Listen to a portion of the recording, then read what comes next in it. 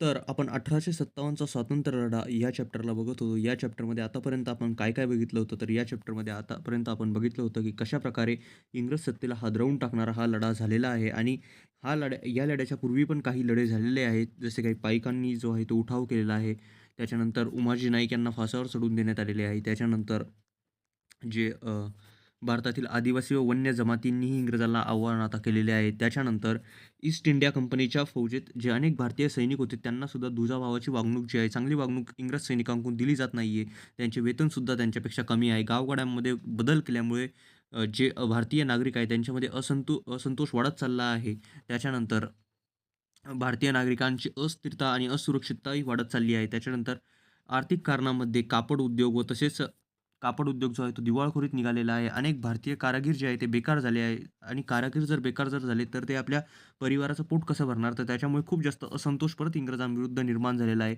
सामाजिक कारणामध्ये इंग्रजांनी काही तरतुदी केल्यामुळे भारतीय जे नागरिक आहेत ते असंतुष्ट परत बनलेले आहे. त्याच्यानंतर राजकीय कारणांमध्ये इंग्रजांनी काही राज्य जी आहे ती खालसा केलेली आहे, तर काही गैरकारभाराचे निमित्त दाखवून अयोध्येच्या नवाबाला सुद्धा पदच्युत केले आणि दत्तक पुत्राचा वारसा हक्क नामंजूर करून राज्य खालसा केली. तर अशा प्रकारे काय आहे, तर भारतीयांमध्ये अविश्वासाचे सुद्धा वातावरण निर्माण होत आहे आणि या सगळ्या वातावरणामध्येच हिंदी सैनिकातील असंतोष जो आहे तो बी खूप जास्त वाढलेला आहे आणि त्याच्यामध्ये जे तात्कालीन कारण होतं ते आपण बघितलं होतं. ज्या एनफील्ड बंदुका होत्या लांब पल्ल्याच्या त्या वापरासाठी दिल्या होत्या आणि त्याच्यामुळे जे आहे ते धार्मिक भावना ज्या आहे सैनिकांच्या दुखावल्या व सैनिकांच्या धार्मिक भावना दुखावल्यानंतर इंग्रजांनी त्यांना शिस्तभंगाची कारवाई त्यांच्यावर केली आणि त्यांना जबर शिक्षा दिल्या. बराकपूरच्या छावणीमध्ये मंगल पांडे यांनी अन्यायकारी वृत्तीला जेव्हा विरोध केला इंग्रज सैनिकांच्या आणि त्यांनी अधिकाऱ्यावर गोळी झाडून दिली, तर मंगल पांडे यांना अटक करून फाशी देऊन टाकण्यात आली आणि ही बातमी जी आहे वणव्यासारखी पसरली आणि त्याच्यानंतर जे सैनिक होते आणि हजारो नागरिक होते ते उत्स्फूर्तपणे सैनिकांना मिळत गेले आणि दिल्ली जी होती त्यांनी ती ताब्यात घेतली आणि बहादूर शाह जो होता त्याच्याकडे लढ्याचे नेतृत्व सोपवले गेले आणि त्याच्या नावाची ग्वाही जी आहे भारताचा सम्राट म्हणून पसरवली गेली. तर हे सगळं आपण बघितलं होतं आणि आज आपण बघणार आहोत लढ्याची व्याप्ती. दिल्ली ताब्यात येताच सैनिकांचा आत्मविश्वास वाढला. तर सैनिकांनी जी आहे ती दिल्ली आता जिंकून घेतलेली आहे, आपल्या ताब्यात घेतलेली आहे. तर याच्यामुळे काय झालेलं आहे, सैनिकांचा जो आत्मविश्वास आहे तो खूप जास्त वाढलेला आहे. तर हा कशामुळे वाढलेला आहे आत्मविश्वास आता ते आपण समजून घेऊया.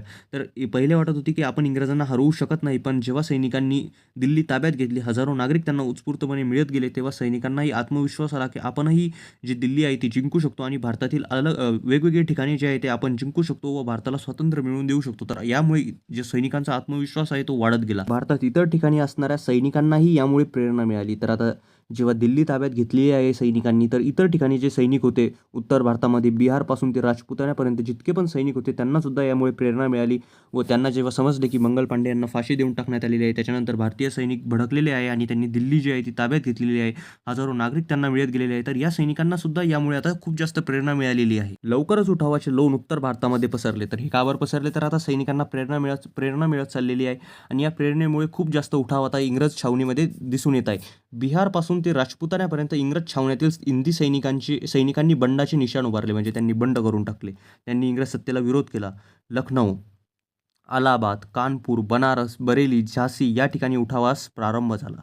तर तुम्ही बघू शकता जो उठाव दिल्ली ताब्यात घेतल्यानंतर जे आहे ते लखनौ, अलाहाबाद, कानपूर, बनारस, बरेली, झाशी या ठिकाणी उठावाला आता प्रारंभ झाला. इंग्रजाविरुद्ध सैनिक जे आहे ते आता जायला लागले. पुढे हे लोण दक्षिण भारतातही पसरले. नागपूर, सातारा, कोल्हापूर, नरगुंद अशा ठिकाणी उठाव झाले. तर तुम्ही बघू शकता जो भारत आहे, भारताच्या उत्तर भारतामध्ये तर हे बघा हा भारताचा नकाशा आहे. तर उत्तर भारतामध्ये तर हा उठाव तर पसरलेलाच आहे. पण आता दक्षिण भारत ह्या इकडे पण नागपूरच्या ठिकाणी, त्याच्यानंतर या सर्व ठिकाणी औरंगाबाद या सगळ्या ठिकाणी हा जो उठाव आहे तो आता याने लोन धरलेला आहे. म्हणजे त्याने तो जो उठाव आहे तो आता रौद्र रूप धारण करत आहे. तर काय काय झाले? हं. तर आपण या इथे होतो. पुढे हे लोक दक्षिण भारतातही पसरले. नागपूर, सातारा, कोल्हापूर, नरगुंद या ठिकाणी उठाव झाले. सातारा छत्रपतीचे वारसदार शहाजी प्रतापसिंह व कारभारी रंगो बापूजी, कोल्हापूरचे चिमासाहेब, नरगुंदचे बाबासाहेब भावे, अहमदनगर जिल्ह्यातील संगमनेर जवळील भागोजी नाईक इत्यादी या लढ्यात अग्रभागी होते. तर आता हे सर्व जे शहर होते, हे सर्व जे नागपूर, सातारा हे सर्व जे प्रांत होते किंवा या सर्व ज्या जागा होत्या, या इथलचे जे इम्पॉर्टंट जे लीडर्स होते, हे सुद्धा या उठावामध्ये आता सामील झाले. या लढ्यात अग्रभागी होते. नाशिक जिल्ह्यातील पेठ, सुरगाण्याच्या राणीसारख्या स्त्रियाही यात सामील झाल्या. तर आपण बघू शकतो या उठावामध्ये स्त्रियासुद्धा सामील होत आहे. 1857 साली खानदेशात कजार सिंह यांच्या नेतृत्वाखाली भिल्लांनी उठाव केला. तर भिल्लांनी सुद्धा आता उठाव केलेला आहे. तर सातपुडा परिसरात शंकरशहाने लढ्याचे नेतृत्व केले. तर सातपुडा जो परिसर होता त्याच्यामध्ये शंकरशहांनी जे होते ते आता लढ्याचे नेतृत्व केले. खानदेशातील उठावात 400 भिल्ल स्त्रियाही समावित झाल्या होत्या. म्हणजे ज्या स्त्रिया होत्या त्यासुद्धा या उठावामध्ये समावित होत्या आणि त्याच्यानंतर या सर्व ठिकाणी जे आहे आता उठावाने पेट धरलेला आहे. तर तुम्ही बघू शकता हा जो भारत आहे, भारतामध्ये उत्तर भारतामध्ये तर हा उठाव पसरलेलाच आहे, पण दक्षिण भारतामध्ये सुद्धा या उठावाची आता लोण आपल्याला दिसून येत आहे. उठाव पेटत आहे. त्याच्यानंतर ही सर्व ठिकाणी जी तुम्ही बघत आहात ती उठावाची प्रमुख स्थाने आहे. म्हणजे हा आहे इंग्रजांच्या ताब्यातील प्रदेश. तर इंग्रजांच्या ताब्यातील हा प्रदेश आहे आणि लढ्याची महत्त्वपूर्ण स्थाने. तर बघू शकता इंग्रजांच्या ताब्यातील हा जो प्रदेश आहे इथे लढ्याची किती जास्त इम्पॉर्टंट प्रदेश आहे. तर अशा प्रकारे जो उठाव आहे तो आता होत आहे. त्याच्यानंतर लढ्याचे नेतृत्व. आता उठाव तर झालेला आहे आणि लढ्याचे नेतृत्व जे आहे ते या सर्व जे लोकांनी आहे, जे सर्व लीडर्स लोकांनी घेतलेले आहे. पण आता लढ्याचे जे नेतृत्व आहे, जे इम्पॉर्टंट नेतृत्व आहे, म्हणजे जो उठाव आहे त्याचे नेतृत्व कोण करणार आहे? हा जो उठाव होत आहे या इथे तुम्ही बघू शकता. हा जो लढ्याची जी व्याप्ती होत आहे, ही लढ्याची व्याप्ती आहे. म्हणजे व्याप्ती म्हणजे लढा पसरत आहे. पण आता या लढ्याचे नेतृत्व कोणाला करणं पडणार आहे. म्हणजे तुम्ही म्हणू शकतात की हे जे साताराचे छत्रपती वारसदार शहाजी प्रतापसिंह रंगो बापूजी हे तर लढाईचे नेतृत्वच करत आहे ना. पण हे जे लढ्याचे नेतृत्व करत आहे हे आपल्या परिसरामध्ये करत आहे. पण इम्पॉर्टंट आहे की हा जो पूर्ण लढा आहे याचे नेतृत्व कोणीतरी करावे. म्हणजे हा जो लढा अलग-अलग ठिकाणी चालू झालेला आहे. म्हणजे या इथे हा जो पूर्ण लढा चालू झालेला आहे याचे नेतृत्व कोणीतरी करावे. बाकीचे जे छोटे-छोटे नेते आहेत ते त्यांच्या ठिकाणी जे लढ्याचे नेतृत्व करत आहे. पण पूर्णपणे या लढ्याचे नेतृत्व कोणी ना कोणी करावे अशी याची आता गरज भासत होती. तर आता काय झाले ते आपण बघूया. लढ्याचे नेतृत्व. 18व्या शतकात मुघल साम्राज्य दुबळे झाल्यानंतर नादिरशाह अब्दालीसारख्या परकीयांनी हिंदुस्थानावर आक्रमण करावयास सुरुवात केली. तर काय झाले होते? औरंगजेबाचा जेव्हा मृत्यू झाला होता 1707 मध्ये, त्याच्यानंतर मुघल साम्राज्य जे आहे ते वीक होण्यास सुरुवात झाली होती. तर 18वं शतक लागलं होतं. त्याच्यामध्ये मुघल साम्राज्य जे होतं ते दुबळे झाले होते. तर मुघल साम्राज्य जेव्हा वीक पडले होते तेव्हा भारताच्या मुघल साम्राज्यावर जे होते, भारतामध्ये जे मुघल साम्राज्य होते त्याच्यावर बाहेरचे जे परकीय आक्रमक होते, जसे अब्दाली, नादिरशाह यांनी आक्रमण करायला सुरुवात केली. मुघल साम्राज्य त्यांना प्रतिकार करू शकत नव्हते. मुघल साम्राज्य जे होते ते दुबळे झाल्यामुळे त्यांना प्रतिकार तर करू शकतच नव्हते. हे लक्षात आल्यावर मराठ्यांनी परकीय आक्रमणापासून हिंदुस्थानाच्या रक्षणाची जबाबदारी आपल्या शिरावर घेतली. तर मराठा जे साम्राज्य होते तेव्हा खूप जास्त पॉवरफुल होतं आणि मोठं पण होतं.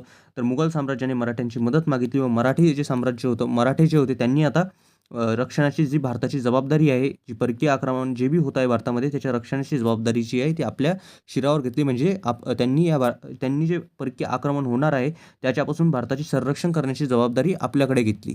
याच भूमिकेतून मराठे अब्दाली विरुद्ध पानिपतावर लढले. तर जेव्हा अब्दालीने पानिपतावर आक्रमण केलं होतं तर मराठे जे होते ते पानिपतावर अब्दाली विरुद्ध लढले होते. कारण की मराठ्यांनी जी होती ती आता भारताचे संरक्षण करण्याची जबाबदारी आपल्या शिरावर घेतलेली होती.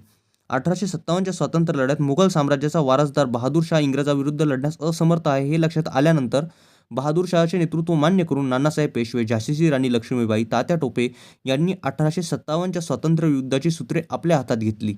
कोणताही लढा असू द्या किंवा कोणताही उठाव असू द्या त्याच्यामध्ये एका बलशाली नेतृत्वाची आपल्याला गरज असते. बलशाली नेतृत्वाची गरज का बरं असते? तर बलशाली नेतृत्वाची गरज आपल्याला त्यामध्ये विजय मिळवून देण्यासाठी असते. तर असे बलशाली जे नेतृत्व होते ते या उठावामध्ये दिसत नव्हते. म्हणजे काय? तर बहादूर शाह यांच्याकडे नेतृत्वाची जबाबदारी दिली गेलेली होती. पण बहादूर शाह जे होते ते इंग्रजाविरुद्ध लढण्यास असमर्थ आहे. म्हणजे ते इतके बलशाली नाही आहे. तर त्याच्यामुळे काय झालं? तर बहादूर शहाचे नेतृत्व ते जे आहे ते मान्य करण्यात आले. म्हणजे बहादूर शहाला डायरेक्टली काढून टाकण्यात नाही आले. तर त्यांचे नेतृत्व जे आहे ते मान्य करण्यात आले.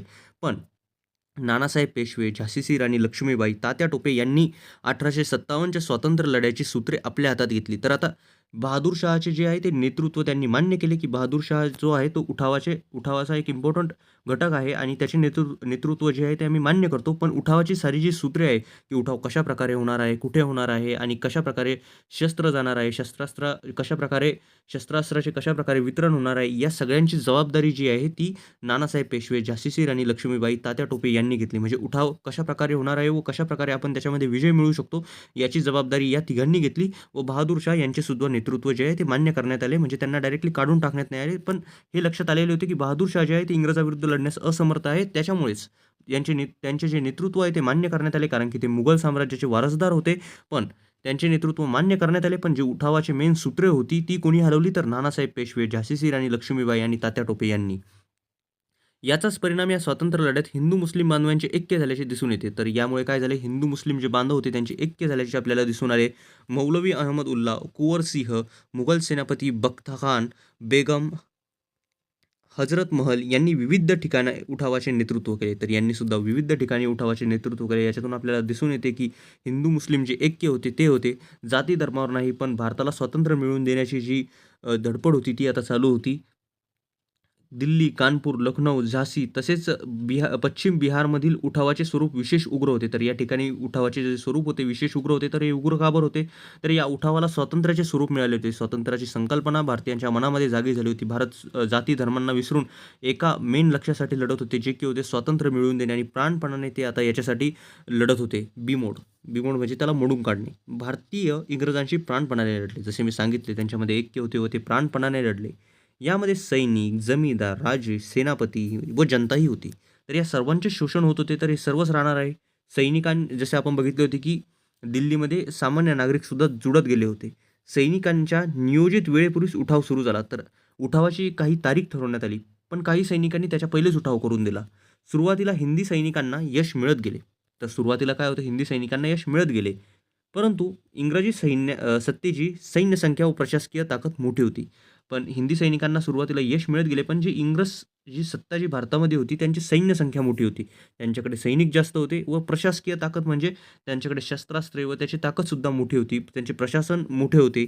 इंग्रजांनी उठावाचा बिमोड साम, दाम, दंडभेद या नीतीप्रमाणे केला. तर इंग्रजांनी सुद्धा उठावाला मोडून टाकण्यासाठी साम, दाम, दंडभेद सर्व काही वापरले. त्यांनी आपली सर्व ताकद त्याच्यामध्ये झोकून दिली. या धक्क्यातून इंग्रज सत्ता लवकरच सावरली. हा जो धक्का लागला होता याच्यातून इंग्रज सत्ता लवकरच सावरली गेली आणि त्यांनी पुढील 6 महिन्यातच गेलेली ठिकाणी वापस मिळवली. तर हे जे सर्व गेलेली ठिकाणे होती ती त्यांनी 6 महिन्यातच वापस मिळवली.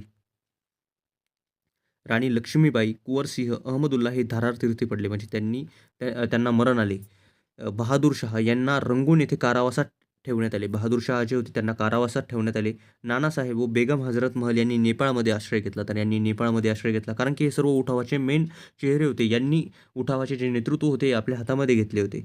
तर तात्या टोपे 10 महिने इंग्रजांशी लढत राहिले. जे तात्या टोपे होते त्यांनी 10 महिने इंग्रजांशी लढा दिला. पण फितुरीमुळे ते सापडले. त्यांना धोका देण्यात आला. त्यांना फासावर जावे लागले. तर त्यांना जे होते ते फासावर जावे लागले. अशा रीतीने सन 1858च्या अखेरीपर्यंत इंग्रजांनी हा लढा कठोरपणे दडपून टाकला. तर इंग्रजांनी जो 1858 पर्यंत हा लढा होता, तर हा कठोरपणे दडपून टाकण्यात त्यांना यश आले व या लढ्यामध्ये कोणाकोण धारारतीर्थ पडलं होतं, काय झाले होते हे आपण इथं बघितले. तर राणी लक्ष्मीबाई, कुंवरसिंह, अहमदुल्ला हे धारारतीर्थी पडले म्हणजे त्यांना मरण आले. त्याच्यानंतर बहादूर शाह यांना रंगून कारावासात ठेवण्यात आले. नानासाहेब बेगम यांनी नेपाळमध्ये आश्रय घेतला म्हणजे ते नेपाळमध्ये चालले गेले. तात्या टोपे यांनी हे 10 महिने इंग्रजांशी लढत राहिले पण फितुरीमुळे ते सापडले गेले. तर अशा प्रकारे जो उठाव होता त्याची व्याप्ती झाली, त्याचे नेतृत्व झाले व अशा प्रकारे त्या उठावाला जे होते त्याचे लोण संपूर्ण भारतामध्ये पसरले आता आणि 1858 पर्यंत इंग्रजांनी त्याच्यामध्ये विजय मिळवला. पण आता त्या उठावाचे काही पडसाद तर उमटणारच आहे ते आता आपण बघणार आहोत.